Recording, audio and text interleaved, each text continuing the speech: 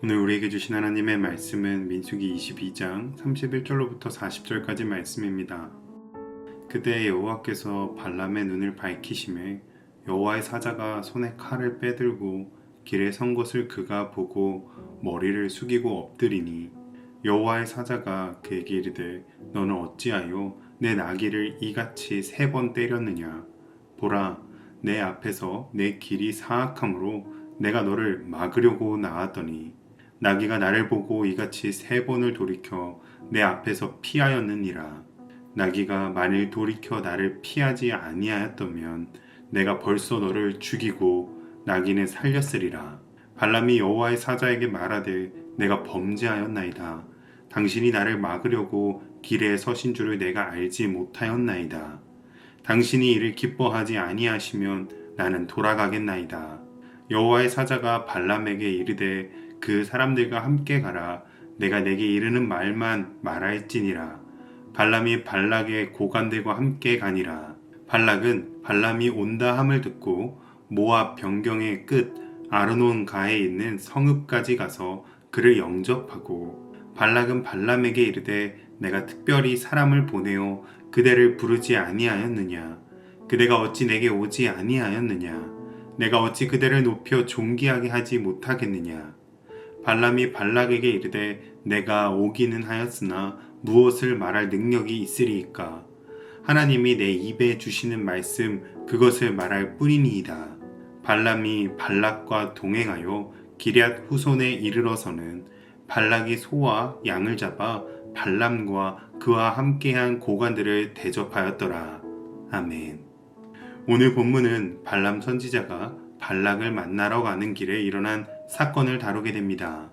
발람 선지자는 신령한 주술사이면서도 하나님의 음성을 듣는 다채롭고 흥미로운 인물입니다. 물론 결국에 발락이 주는 영광과 물질을 따라가 탐욕을 부리고 타협하여서 하나님의 심판을 받게 됩니다. 그러나 오늘은 본문 속에서 이런 발람을 통해서도 일하시는 하나님을 우리가 주목해 보고자 합니다. 그 가운데 드러나는 하나님의 인도하심은 악인과 죄인을 통해서도 인도하시며 주관하시는 하나님의 섭리를 볼 수 있습니다.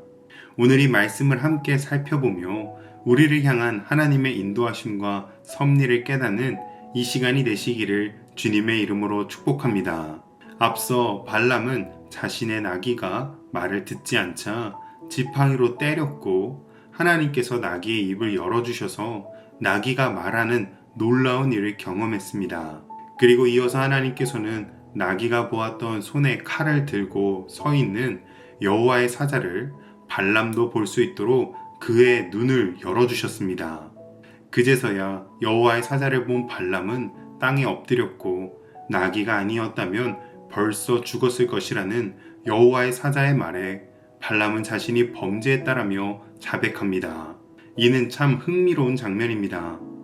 신령한 주술사라던 발람은 정작 나귀보다 영성이 부족한 모습을 보여주고 있습니다. 그러나 하나님께서는 그런 발람의 눈도 열어주셔서 여호와의 사자를 보게 해주셨습니다. 이에 발람은 당신이 이를 기뻐하지 아니하시면 나는 돌아가겠나이다 라고 합니다. 이는 발람이 하나님의 뜻에 순종하겠다라는 믿음의 고백을 한 것은 아닌 것으로 보입니다. 누구라도 나귀가 말을 하고 여호와의 사자를 보게 되는 놀라운 체험을 하게 된다면 이렇게 고백할 수 있는 것이죠.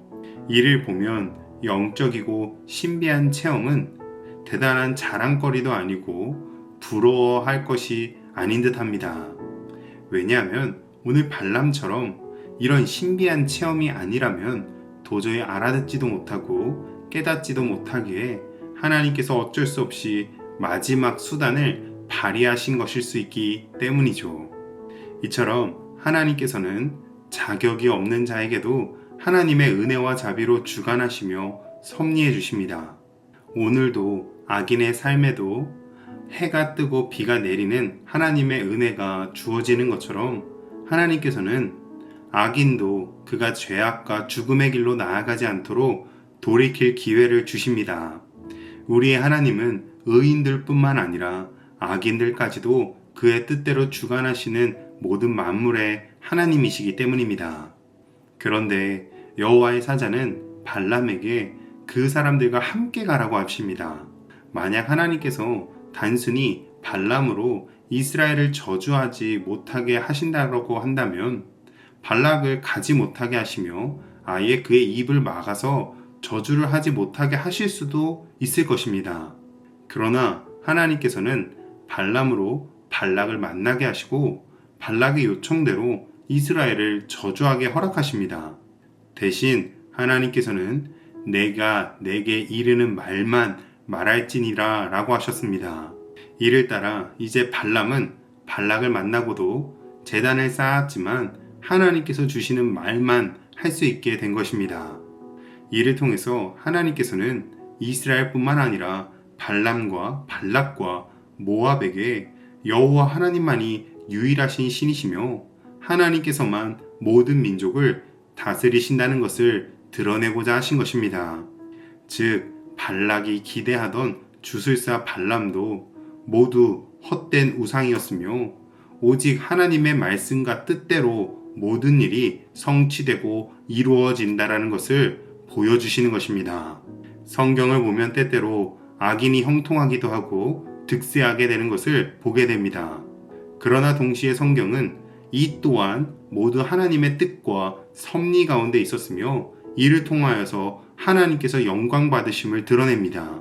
하나님께서는 바로의 강팍한 마음을 통하여 10가지 놀라운 재앙들을 행하셨고 이방 나라와 대적들을 통하여서도 이스라엘을 징계하시기도 하셨으며 유대 종교 지도자들과 빌라도를 통해서는 십자가 구원의 영광을 성취하셨습니다.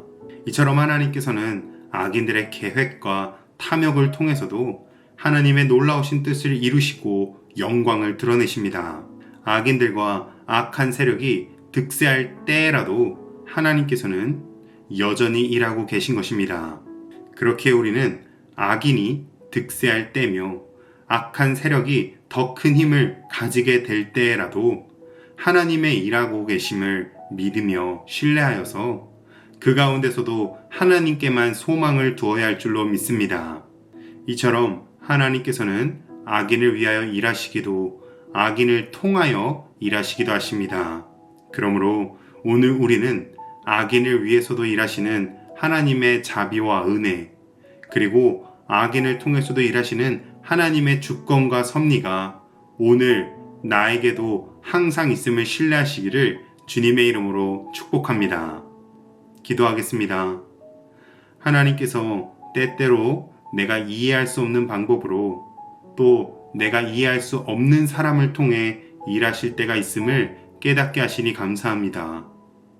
내 바램과 이해를 넘어서 역사하시는 크신 하나님의 섭리와 은혜가 있음을 신뢰합니다.